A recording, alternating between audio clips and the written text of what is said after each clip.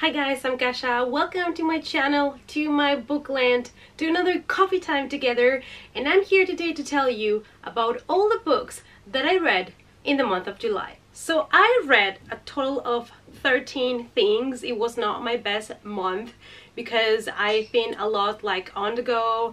I did a trip to London, that's why I'm sick. Hey London, shout out.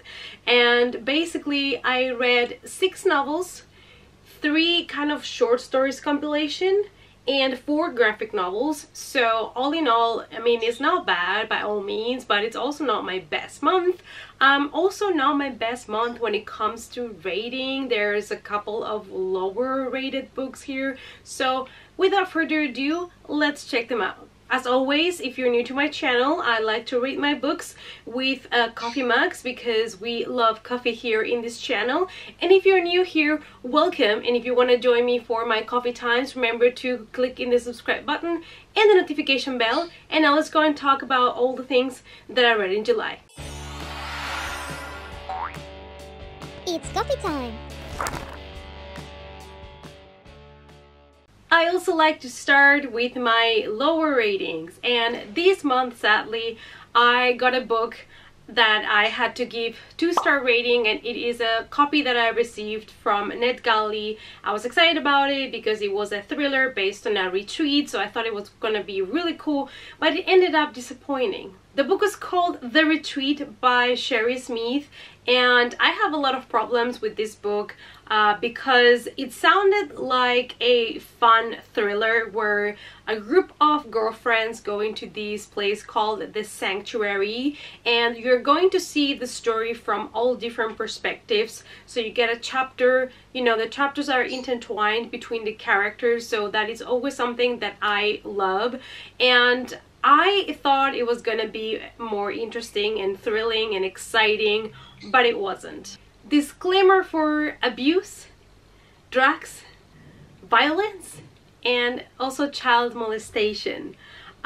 So my problem with these was that the characters, I think the author wanted to include a different, you know, set of characters to make each of them very special, but it ended up not being a good representation of anything in my opinion. There was an oversized character, a plus-sized woman, and I don't think the representation was handled properly, as well as the parts about the child molestation. I don't know, I just felt like it was done not done in a nice way, and I ended up hating all the characters. I mean, it was a book where you have 4 main female characters that are telling you the same story from all their different perspectives, and you end up hating the 4 of them. You cannot connect with them, you just despise them at some point, the 4 of them, okay?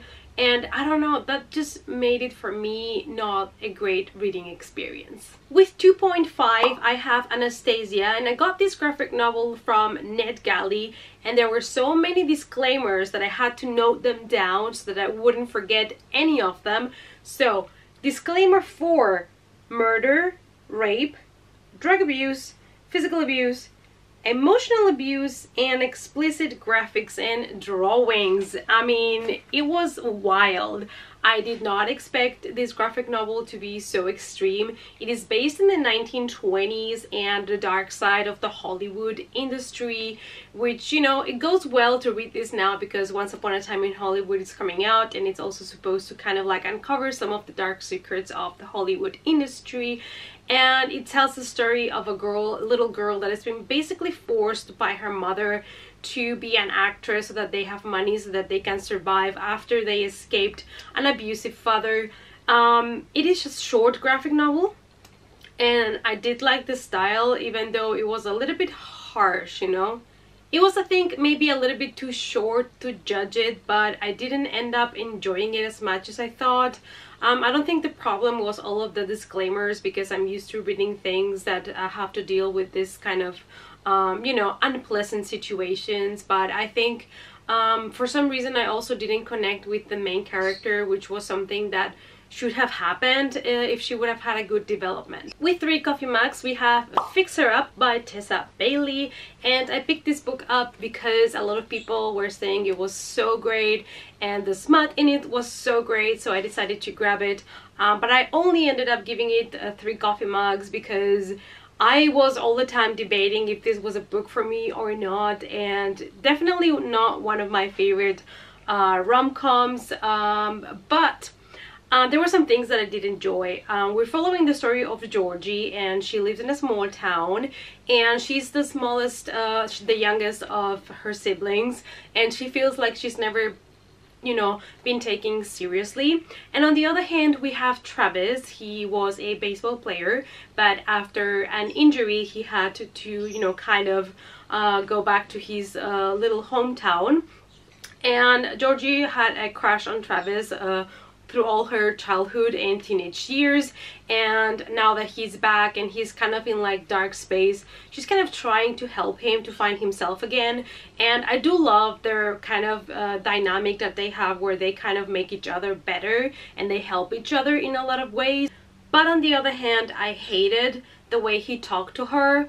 I didn't like it at all. He was always calling her also baby girl, which really bothered me. And the way the book was resolved, the ending felt rushed, felt like too convenient and too out of a Cinderella story. I don't know. It was not for me. So yeah, I ended up giving it 3 stars because it was sort of enjoyable, but I felt like the story could have been done like in another way that I would have enjoyed more.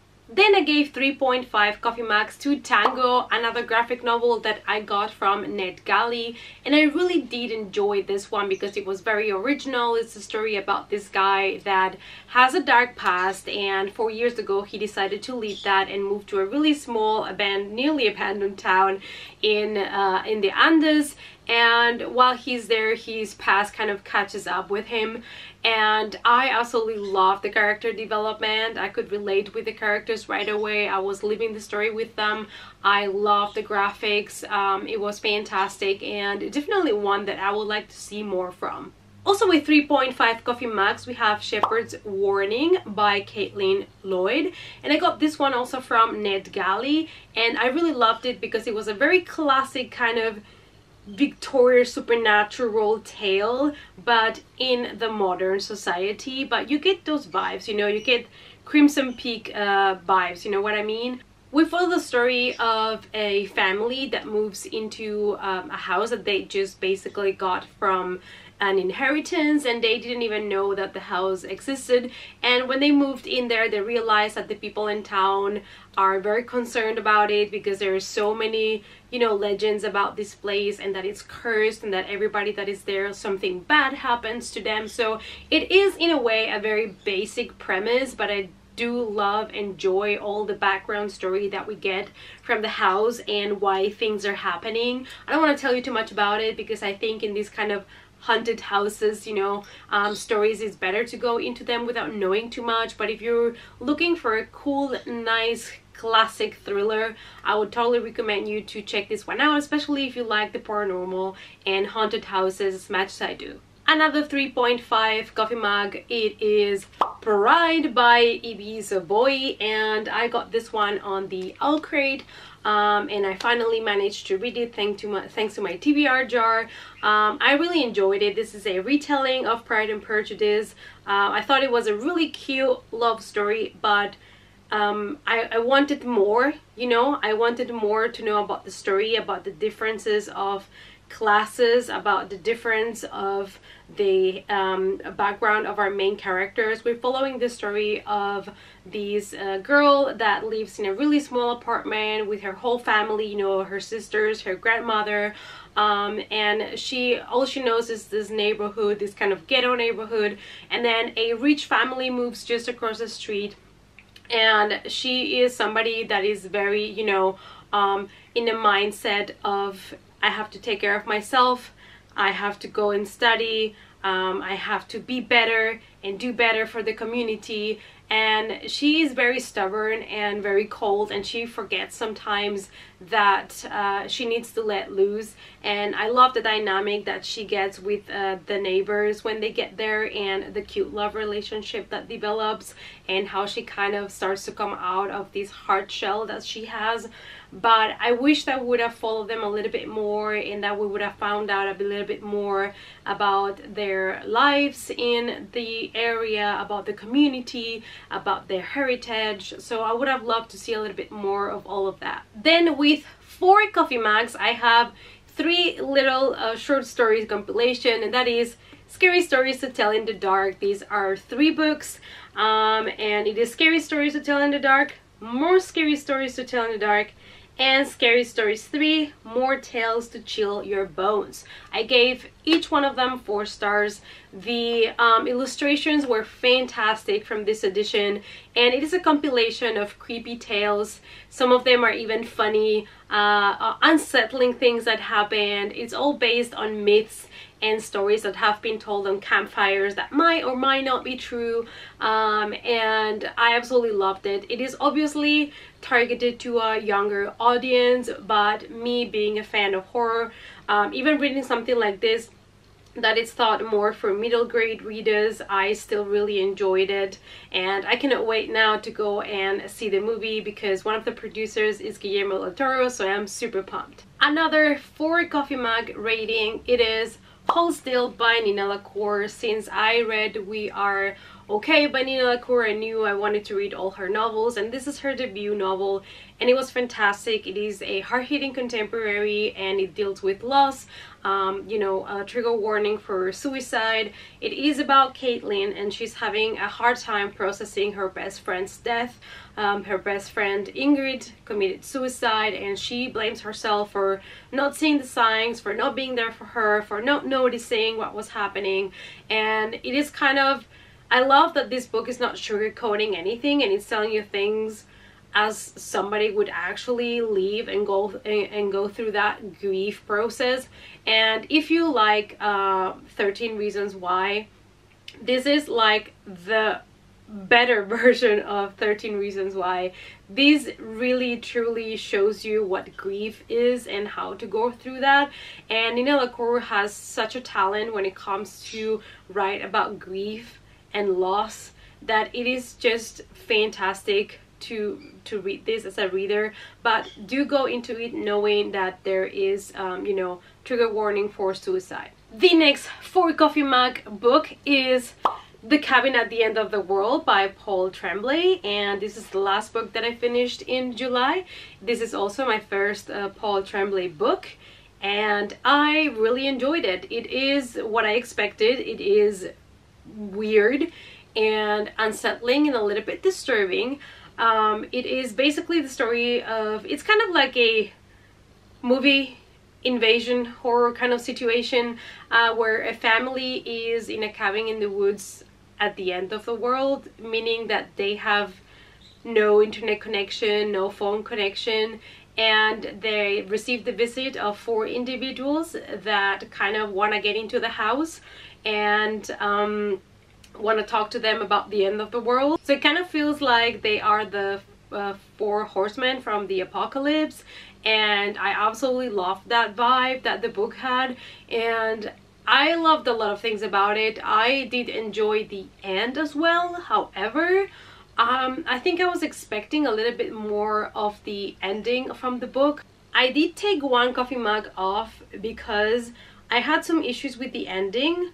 It's not that I didn't like it, it's that I felt it was a little bit unfinished. I felt like we still needed some closure with the characters and with the story in a way, and I didn't get it.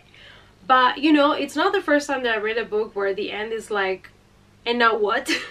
So the book was fantastic, and I got everything I wanted. I got a weird, creepy, disturbing story, which is what it was supposed to do for me. And if you like horror and you would like to try something new and you have not read his books yet, I would definitely recommend to pick this one up. And the last thing that I read in the month of July, and the only thing that I gave 5 stars, is Heartstopper Volume 2 by Alice Osman. I actually reread Volume 1 and then read Volume 2. So this is what happened. I got Volume 2 in the mail.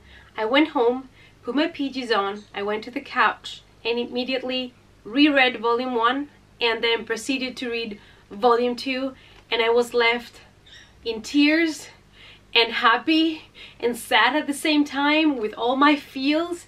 And this is amazing, and I'm gonna need more already because I am obsessed with this, and if I could give it more than 5 coffee mugs, I would. I feel like the second volume was hitting me more in the feels, and I literally had weepy eyes and I just couldn't. And it had also so many cute moments. If you don't know what Heartstopper is about, it is about a gay guy that goes to school. Everybody knows he's gay because he's officially came out, and he starts to hang out with this rugby player, and he kind of falls in love for him, but he thinks he has no chance because he's straight. But then he starts to notice that he seems to feel something for him as well, but he's not even come out to anybody, not even to himself. It comes as a surprise for him that he's not 100% straight as he thought. So it deals kind of, you know, with their friendship that turns into something more.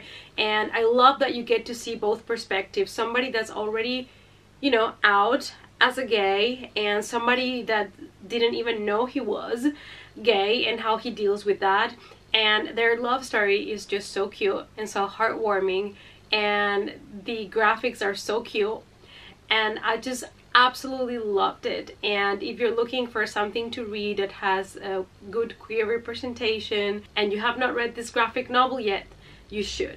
So these were all the things that I read in the month of July. Let me know down below what you thought about the things that I have read. Have you tried these books? Are you going to try them soon? Let me know down below. And also tell me which is the best book that you read in the month of July. Thanks so much for watching, you guys. I hope that you enjoyed this video. Please give it a thumbs up for support. Subscribe to the channel. Click also on the notification bell so you'll be notified whenever I upload a new video. If you want to follow me in Facebook, Instagram, or Twitter, the links to those social media channels can be found in the description box down below. And I hope to see you all in the next coffee time. Bye!